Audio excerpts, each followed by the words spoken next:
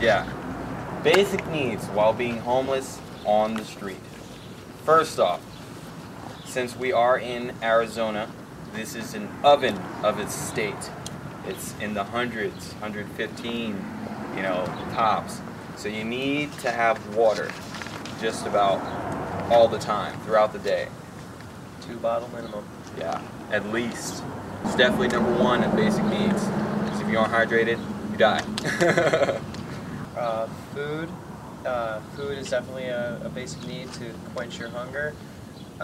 If at first you're homeless and you don't know where to go, ask simply people walking by if there's anywhere to get a free meal that is offered and given away to the wandering people.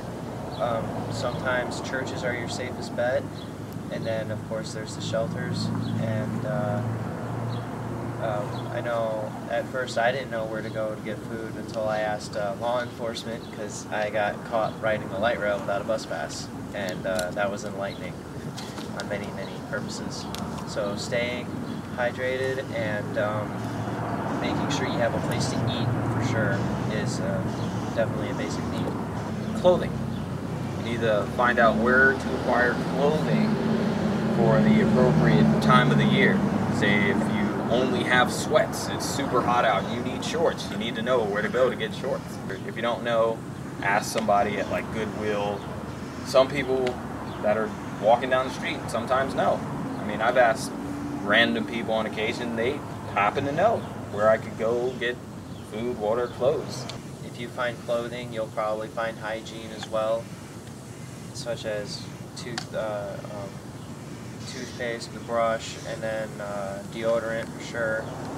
While going for clothes, a really good thing to grab is 2 to 3 extra shirts and plenty of socks. Yes.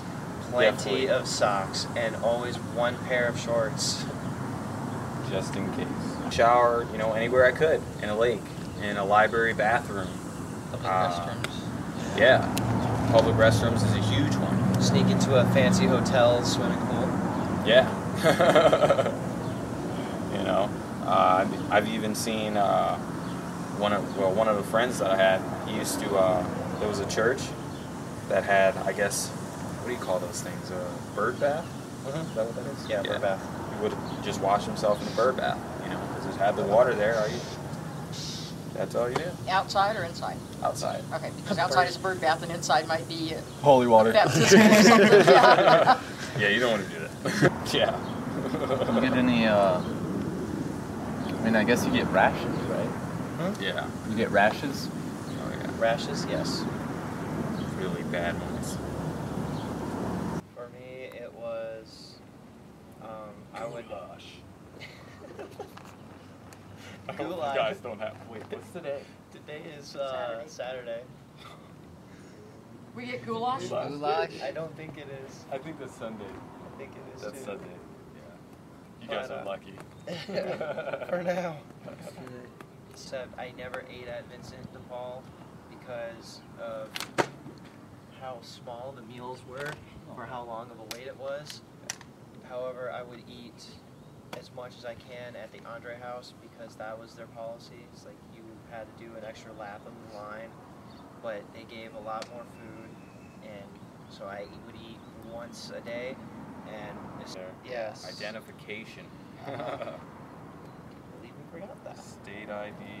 I forgot that too. It's one of the first things that I got. Identification falls under state ID, birth certificate. I carry Social mine with Security me. card. I carry all 3 of those things with me all the time. Anything else with your photo and or your name with it. What's the process? Oh man. You have to go. Well, it depends. Number one, if you're in the shelter.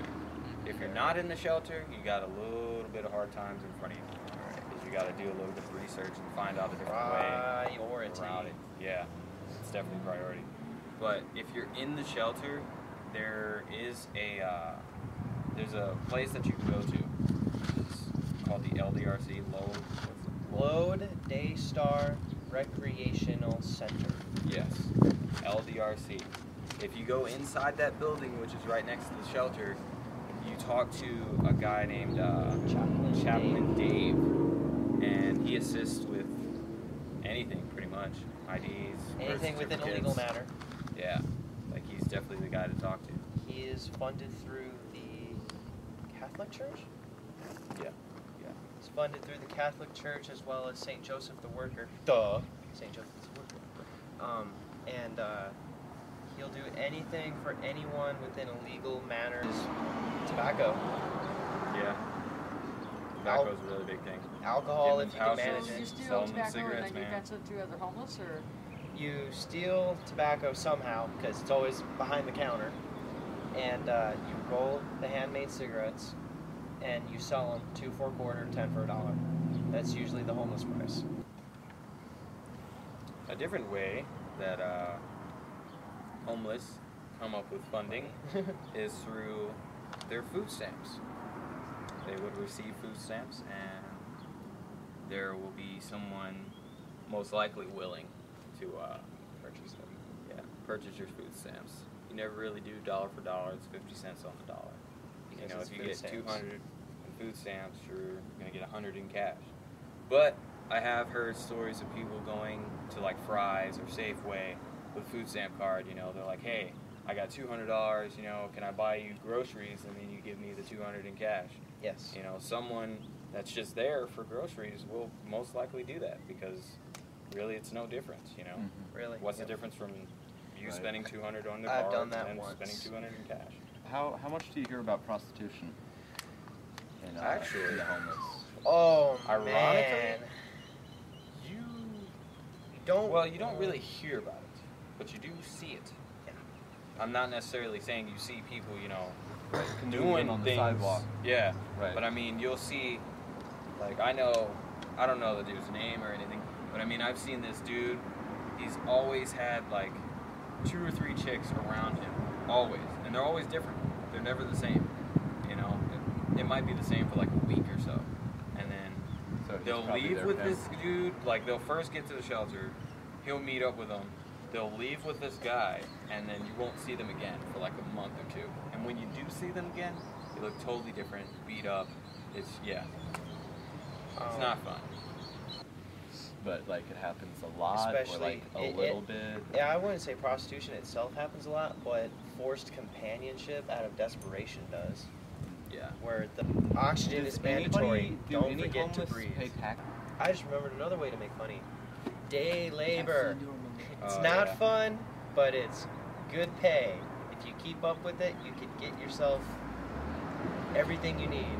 I did day labor for a private, not exactly a private phone company, but it was for a phone company up on 19th Avenue in Bell.